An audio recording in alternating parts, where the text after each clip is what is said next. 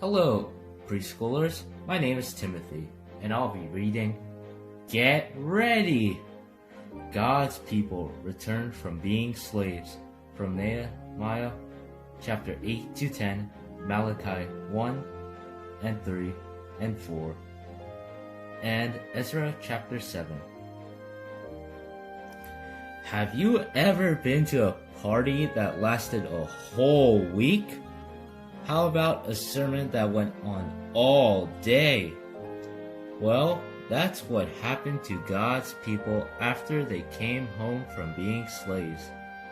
They had forgotten how God wanted them to live, or who they were supposed to be. So Ezra and Nehemiah read them the rules God had given Moses. But something odd happened. The more the sermon went on, the sadder they all got. Why? Was the sermon that boring? No, not really. It was strange, you see. As Ezra read the book of rules, it worked like a mirror. It showed them what they were like, and they didn't like what they saw. They saw that they had not been living the way they should. They saw that they were cruel and selfish. "We've blown it," they cried.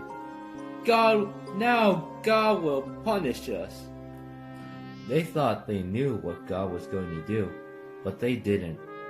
Of course, they might have picked up a clue from Ezra's name, which means "help is here," and an even stronger one from Nehemiah's name, because his name means God wipes away our tears. And that, as you'll see, is just exactly what God was getting ready to do. Ezra looked at God's children. Great hot tears were welling up in their eyes and streaming down their cheeks. He stopped in his sermon mid-sentence and shut the book. "We're having a party," he shouted. And so that's just what they did, all week long. "God wants us to be happy," Ezra said. All day they listened to stories about the wonderful things God had done for his people, how he made the world, how he gave a special promise to Abraham, how he rescued them from slavery, how he spoke to Moses and showed them how to live, how he brought them to a special land, how he rescued them no matter what, time after time, over and over again, because of his never stopping, never giving up, unbreaking, always and forever love.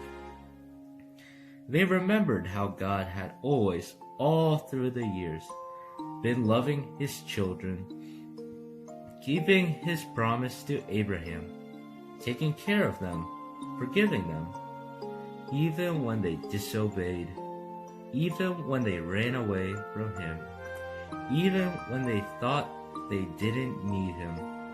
Then God told his children something more.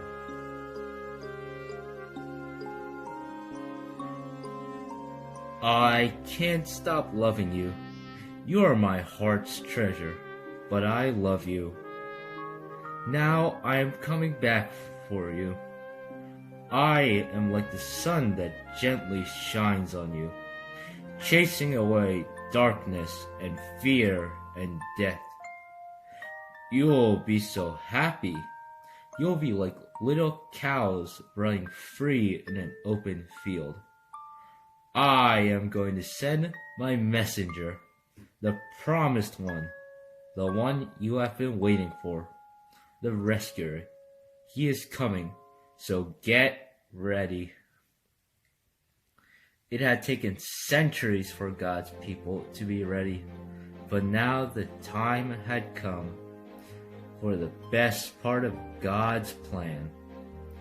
God himself was going to come down, not to punish his people, but to rescue them.